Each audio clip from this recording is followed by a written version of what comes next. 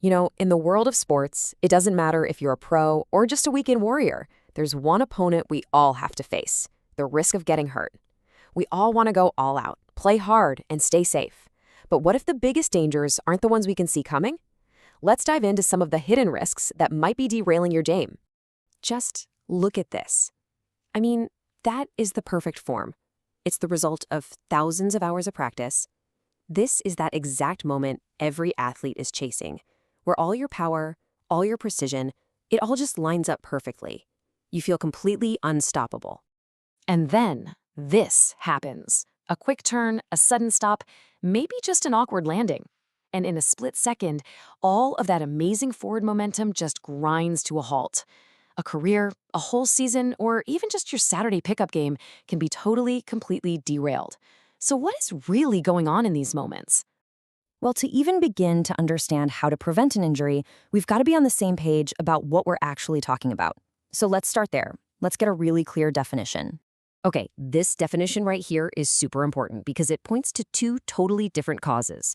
First, you've got acute trauma. That's the big, sudden, dramatic thing, like a bad tackle or a fall. But then you have repetitive stress, and that's the slow burn. It's the wear and tear from doing the same motion over and over and over again. And this image, wow, it really illustrates what's at stake. We're not just talking about a few bumps and bruises here. These forces are impacting the very architecture of our bodies, our bones, and all those crucial soft tissues, your muscles, ligaments, and tendons, the stuff that literally holds us together and lets us move. So these injuries, they tend to pop up in one of two main patterns. And understanding the difference between the sudden impact and the slow burn, well, that's absolutely crucial for prevention. So the big difference here is really just timing. An acute injury is loud. It's obvious. It's the rolled ankle, the dislocated shoulder. You know the exact moment it happened. But an overuse injury? Oh, that one is way sneakier. It's that nagging shin splint or that sore elbow that just gets a little worse every week. It doesn't have a birthday. It just slowly builds until you just can't ignore it anymore. And this brings us to a really critical question. It's so easy to blame a bad tackle or a slippery field when we get hurt. But what if the real root cause is something much, much closer to home? What if it's actually coming from inside you? This is where we need to talk about what are called intrinsic risk factors. Think of these as the unique vulnerabilities that every single one of us carries onto the field before the game even starts. Okay, first up is biomechanics, which is really just a fancy way of saying how your body moves. Do you land from a jump with your knees caving in? Is your running form putting a little extra strain on your hips? Even things like being too stiff or, and this might surprise you, being too flexible can create these little imbalances that put certain parts of your body under a ton of stress. Next up, we've got physiological factors. This is all about the state of your body's engine. I mean, think about it. When you're tired, your coordination just plummets, right? Your muscles don't fire as fast and your form gets sloppy. If you're not really conditioned for your sport, or you're even just a little dehydrated, your body just can't protect itself the way it's supposed to. And please do not underestimate the power of your mind. Your psychological state is a huge factor here. If you're feeling a little overconfident, you might take a risky jump you're not ready for. Stress from work or school can totally wreck your focus.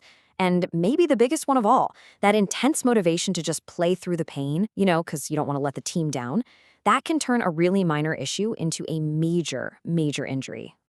So we've looked inward, right? But of course, the world around you plays a massive role.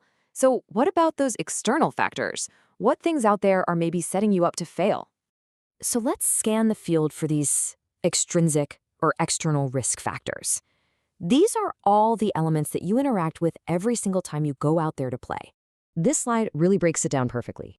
The environment itself. Is the field uneven? Is it raining? Is the lighting bad? Your equipment is basically your armor. Are your shoes totally worn out? Does your gear even fit right? Then there's your training. Are you overdoing it or maybe skipping your warm-ups? And finally, think about the rules of your sport. Do they actually do enough to discourage really dangerous plays? Okay, we've laid out all these risks, both inside and out, and I know they might feel like you're walking through a minefield. But this is the good part. This is where you get empowered, because this is where knowledge truly becomes your absolute best defense. And that leads us to the single most important takeaway from all of this. Before you go out and buy new shoes, before you change up your workout routine, the most powerful thing you can do is simply become aware. aware of your own body, your habits, your gear, and your environment. So here it is. This is your playbook. Think of this as your own personal risk audit. Before you play, just run through this mental checklist. How's my body feeling today? What's the field look like? Is my gear in good shape? Is my training plan making sense? Just by asking these questions, you go from being a passive participant to an active defender of your own health. So now you see the whole picture, all the internal and external forces at play. The only question left is, what are you going to do about it?